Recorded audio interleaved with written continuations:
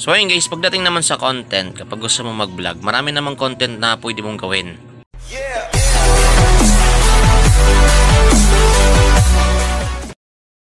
Ayan, depende sa'yo yan. So, depende kung ano yung alam mong gawin, kung saan ka mas komportableng gawin.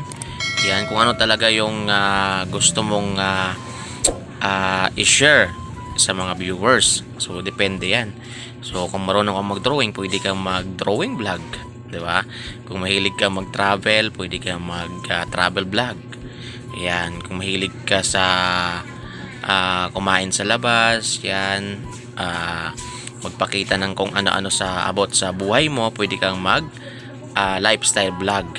Yan, depende yan guys, marami kasing content na pwede natin gawin.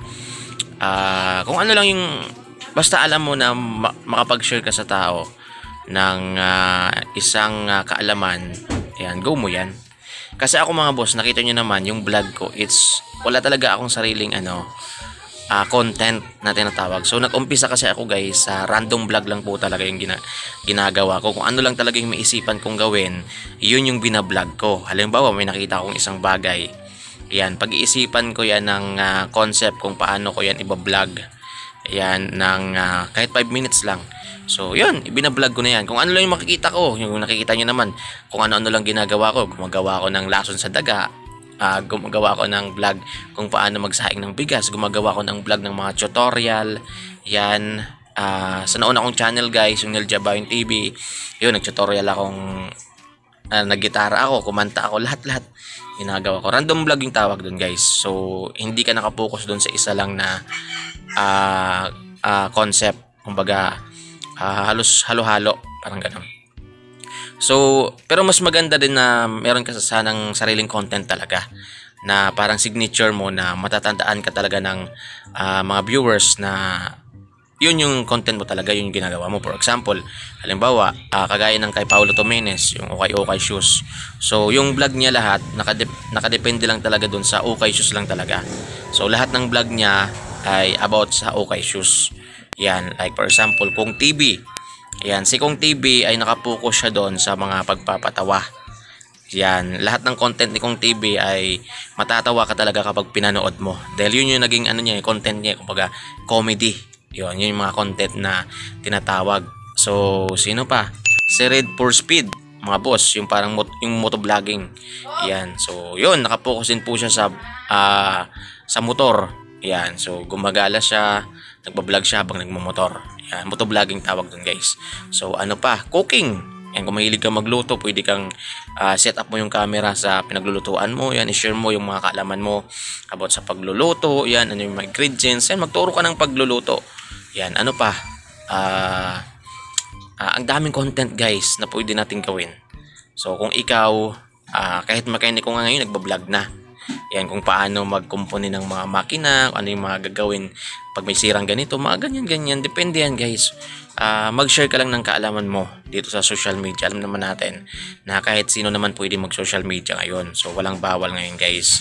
Basta meron kang cellphone na may camera or may camera ka talaga, pwede mong gawin yan. Gawa ka ng YouTube channel, upload mo yung mga video doon, malay mo mag-viral. Yan, sumikat ka rin. Diba? Kagaya ng ibang vlogger ngayon, mga boss. So, ako kasi guys, hindi ko naman talaga to pinagtutuunan talaga ng 100% yung vlog ko. Kumbaga, naging part-time ko lang siya, parang ganon. Kung wala akong masyadong ginagawa, hindi ako busy sa trabaho ko, at may maisipan akong bagay na pwede kong gawin, yung binablog ko siya. Yan.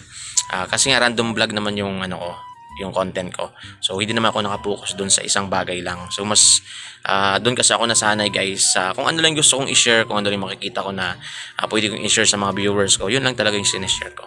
So ayun, okay naman kahit papaano, may mga sinasahod naman tayo every month. Ayan, pumapasok pa rin yung yung revenue natin. At kahit wala akong masyadong vlog ngayon guys, yung mga pinapanood kasi ng mga viewers ko, yung mga dati ko pang upload. So kahit matagal ang upload yan, pag pinapanood pa rin yan, may revenue pa rin pumapasok sa'yo dyan. Kasi bawat click nila ng vlog mo, may ads pa rin yun na lumalabas. So minsan nagugulat na lang ako kahit wala akong vlog itong buwan. Nagugulat na lang ako guys, meron pa rin akong revenue. May nakukuha pa rin akong sweldo kasi nga sa mga vlog ko before. Yung parang sabi ko nga, parang nagtanim ka lang ng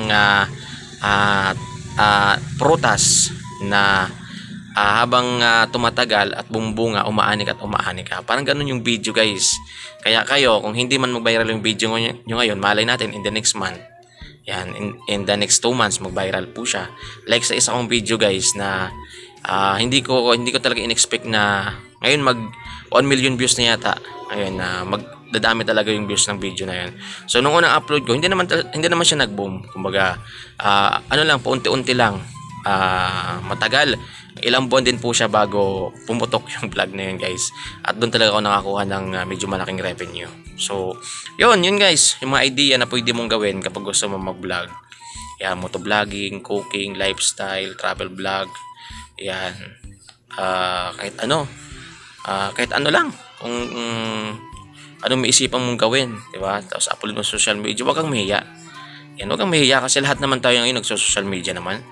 Diba? So wag mo nang pansinin yung mga basher na yan. So actually mas malaking tulong yan yung mga basher natin dahil sa kanila mas mapapansin yung mga video mo. Dahil siyempre sila yan, pinapanood nila yung video mo tapos kukomment sila ng kung ano-ano doon. So ito namang si YouTube, makikita na YouTube na ang daming, may mga nagkaka-interest sa video mo. Yan, siyempre may algorithm tayong tinatawag. May nagkaka-interest ngayon, ipopromote ni YouTube yan. So yun, gadami yung viewers mo. Kaya yung iba napansin nyo, kung marami silang buzzers, mas marami silang viewers. Yun. So yun guys, malaking tulong pa rin yan. At saka kapag pinasok mo yung mundo ng social media, dapat prepare ka, handa ka, diba? Kasi dalawa lang yung pwede mong hahantungan dito, mabash ka o magsisimpantya sa yung mga tao. Ayan. Pero more on mababash ka talaga. So dapat huwag kang maging balat sibuyas, dapat matuto kang maging makapal yung mukha mo na yan. At ano lang naman yan, mga comment lang naman yan, hindi naman nila kaya sabihin sa iyo in person yan, diba? So wag mo nang pansinin. So, at saka may requirement si YouTube ha. Meron siyang 1,000 followers at saka 4,000 watcher. So, dapat i-meet mo yon bago ka ma-monetize, bago ka magkaroon ng ads. Diba? So, kung gusto mong magkaroon ng ads para magkaroon ka ng revenue, dapat ma-meet mo yon. So, search mo na lang dito sa YouTube paano ma-monetize sa YouTube channel at ano yung mga bawal. Diba? So, yun yan guys. Maraming salamat.